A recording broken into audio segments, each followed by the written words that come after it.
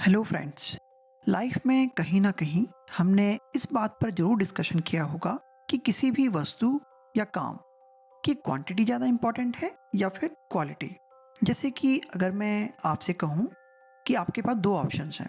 एक, रोज 5 quality pushups करो बिल्कुल परफेक्ट बॉडी अलाइनमेंट और सिमेट्री के साथ, या फिर रोज 20 पुशअप्स करें जो परफेक्ट ना भी हो तो भी कोई बात नहीं, और यह काम आपने 6 महीने तक कंसिस्टेंटली करना है। आपको इन दो ऑप्शंस में से एक को चुनना है, तो आप किसे चुनेंगे और क्यों चुनेंगे?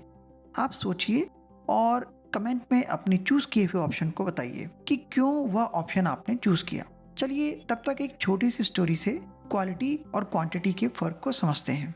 एक बार की बात है, एक पॉटरी प्रोफेसर जिन्हें सिरेमिक या चीनी मिट्टी के पॉट्स बनाने में महारत थी, उन्होंने अपनी क्लास में अनाउंस किया कि वह क्लास को 2 ग्रुप्स में डिवाइड कर रही हैं, ग्रुप 1 और ग्रुप 2।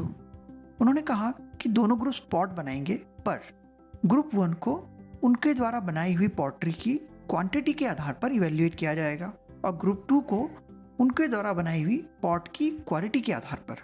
यानी कि ग्रुप 1 जितने ज़्यादा से ज़्यादा बड़े से बड़े पॉट्स बनाएगा उनकी ग्रेडिंग उतनी ही अच्छी होगी, और ग्रुप 2 को सिर्फ क्वालिटी पर फोकस करना था और एक ही पॉट बनाना था, उनका बेस्ट पॉसिबल पॉट। जितनी अच्छी क्वालिटी होगी उस पॉट की उतने अच्छे ग्रेड्स। इवैल्यूएशन का तरीका सिंपल था। सेशन के अंत में प्रोफेसर एक तराजू लेकर आती और ग्रुप 1 के बनाए हुए पॉट्स का टोटल वेट मेजर करती। जैसे 50 किलो का पॉट होता तो उसे ग्रेड ए मिलता, 40 किलो के पॉट को मिलता ग्रेड बी, 30 किलो के पॉट को मिलता ग्रेड सी। जबकि ग्रुप 2 जिसको कि सिर्फ क्वालिटी पर ध्यान देना था, उनके पॉट का परफेक्ट होना बहुत जरूरी था, तभी उन्हें ग्रेड ए या उससे ऊपर मिलता। सेशन खत्म हुआ, बच्चों ने पॉट्स बनाए।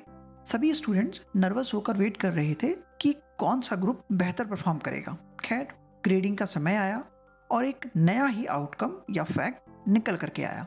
बेस्ट क्वालिटी के सभी पॉट्स ग्रुप 1 ने बनाए थे, जिनको क्वांटिटी पर ध्यान देना था, ना कि क्वालिटी पर।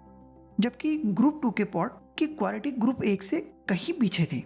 ऐसा क्यों हुआ होगा? जहां ग्रुप 1 एक के बाद एक पॉट बना रहा था, हर पॉट को बनाने में कुछ ना कुछ मिस्टेक्स तो होती ही थी। उन मिस्टेक से ग्रुप लर्न करता और उसे रेक्टिफाई करता। इस तरह हर एक मिस्टेक उन्हें कुछ नया सिखाती और हर नया पॉट पहले से बेहतर क्वालिटी का बनता। एक तरह से एक फीडबैक लूप बन गया था जो कि पॉट्स की क्वालिटी को इम्प्रूव करते जा रहा था। जबकि ग्रुप 2 परफेक्ट क्वालिटी के चक्कर में ओवर थिंकिंग और आपस में डिबेट्स में ही फंस कर रह गए थे। उनका बहुत ज़्यादा समय सिर्फ थ्योरेटिकल डिस्कशन में ही व्यर्थ हो गया और फाइनल पॉट बहुत ही एवरेज क्वालिटी का बना। जबकि ग्रुप 1 के केस में क्लियर एक्शन बायस था। उनका ध्यान सिर्फ एक्शन पर था, काम करने पर, कि पहले काम करते हैं। सोचने वाली बात है कि ऐसा क्यों हुआ। फ्रेंड्स, आपने अक्सर देखा होगा स्कूल्स में जब हम ब्लैक बोर्ड पर चौक से सर्कल बनाते हैं तो पहली बार कुछ इस तरह का सर्कल बनता है, नेक्स्ट टाइम पहले से कुछ अच्छा बनता है। धीरे धीरे कई रिपीटिशन के बाद हम एक नियर परफेक्ट सर्कल को चौक से ड्रा कर पाते हैं। कुछ इसी तरह से लाइफ के असाइनमेंट्स भी होते हैं। पहली बार में ही कभी परफेक्ट प्रोडक्ट नहीं बनता है। बहुत सारे इटरेशन, रिपीटिशन के बाद ही नियर परफेक्ट या फिर बेस्ट पॉसिबल क्वालिटी का काम होता है। ये कहानी यह भी मैसेज देती है कि लॉन्ग टर्म में क्वांटिटी या फिर नंबर्स पर फोकस करने से हम बेहतर क्वालिटी का प्रोडक्ट रेडी कर सकते हैं, ना कि काम की शुरुआत में ही सिर्फ क्वालिटी पर बहुत ज़्यादा फोकस देने से। रिमेंबर, ब्रूस ली ने क्या कहा था? मुझे उस आदमी से डर नहीं लगता जिसे 10,000 तरह की किक्स आती हैं, बल्कि उससे डर लगता है जिसने एक ही किक को 10,000 बार प्रैक्टिस करके उस किक को परफेक्ट बना लिया है।